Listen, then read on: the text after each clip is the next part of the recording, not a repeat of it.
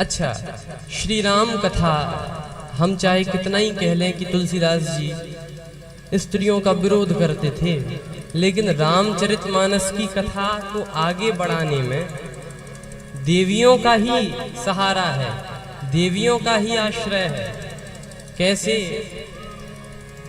राम जी राज कर बनते अवधनाथ। श्री राम जी को दशरथ जी युवराज पद पर बिठाल रहे थे।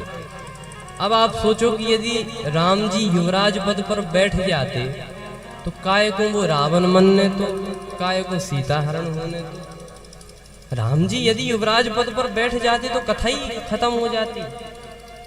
तब तक एक देवी आगे आई के कई के संग जो पे मंथरा न आउती।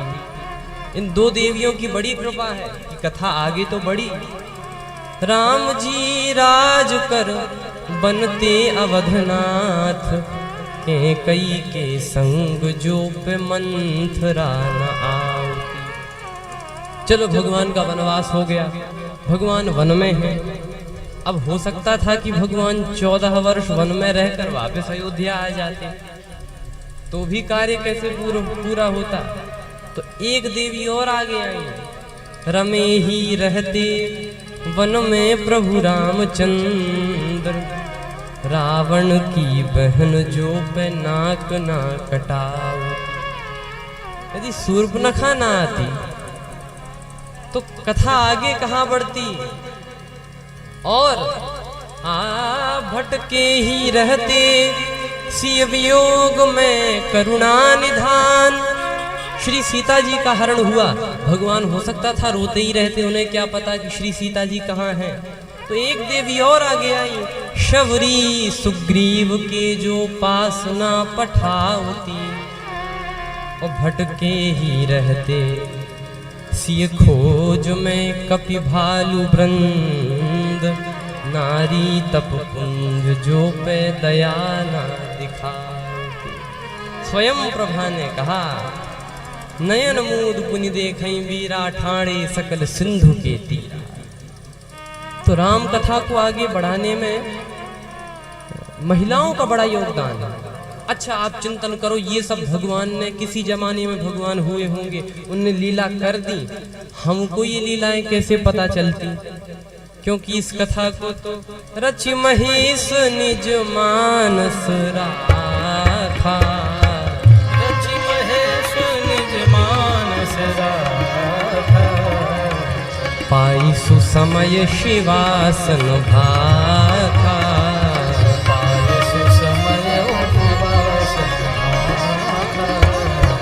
भगवान शिव ने ये सब कथा देखी, अपने मन में छिपा ली, किसी को सुनाई नहीं। तो एक देवी और आगे आई। कौन? श्री पार्वती जी। बोली, प्रभु कथा छुपाइए ना, हमको भी तो सुनाइए। और जब भगवान शिव के मुंह से कथा निकली तो पूरे जगत का मंगल हुआ। राम कथा जग मंगल करनी। अब ये कथा शंकर जी ने सुनाई, वाल्मीकि जी ने संस्कृत में लिख दी। जमाना बदला, लोग संस्कृत ज्यादा न जानते थे जब, तब उद्धार कैसे हो? तो एक व्यक्ति थे, इनका नाम था तुलसीदास। जैसे ही जन्म हुआ, जन्म जैसे ही हुआ तो ये राम बोले, इसीलिए इनका नाम पड़ गया राम बोला। और जन्म लिया तो 32 के 32 दांत इनके मुंह में ही थे। उस समय श्री तुलसीदास जी प्रकट हुए। और तुलसीदास जी का जन्म भी कब हुआ? ऐसे काल में, ऐसे मुहूर्त में, जो कि बड़ा ही अशुभ माना जाता है। किसी ने कहा भगवान को भी समझ नहीं है। कुछ लोग भगवान से ज्यादा जानते हैं, बोले भगवान को ज्यादा समझ नहीं है, तुलसीदास जैसे महात्मा को। और ऐसे अशुभ मुहूर्त में भगवान ने भेजा। एक संत से वो व्यक्ति कह रहा था कि भगवान में समझ नहीं है, तुलसीदास जी जैसे महात्मा को अशुभ मुहूर्त में भगवान ने जन्म क्यों दिया? तो उन संत ने कहा कि आप तो बोले, अरे हम तो बड़े कर्मकांडी हैं साहब, हर काम मुहूर्त देखकर ही करते हैं। हम कहीं घर से भी बाहर निकले तो वो दिशाशूल और न जाने क्या क्या देखकर निकलते हैं, सब विधि विधान से।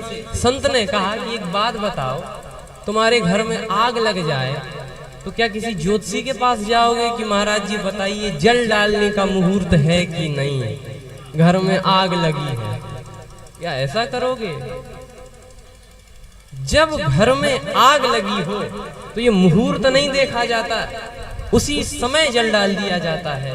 बस इसी प्रकार से उस समय आतताइयों का, विद्रोहियों का, जो धर्म पर आक्रांता थे, उन लोगों का ऐसा रोष था और ऐसा प्रभाव था जिसके कारण धर्म मानो नष्ट होने वाला था, धर्म का जो भवन था जलकर राख होने वाला था। बस भगवान ने किसी मुहूर्त का इंतजार नहीं किया, उसी समय जल रूपी श्री तुलसीदास जी को भेज दिया।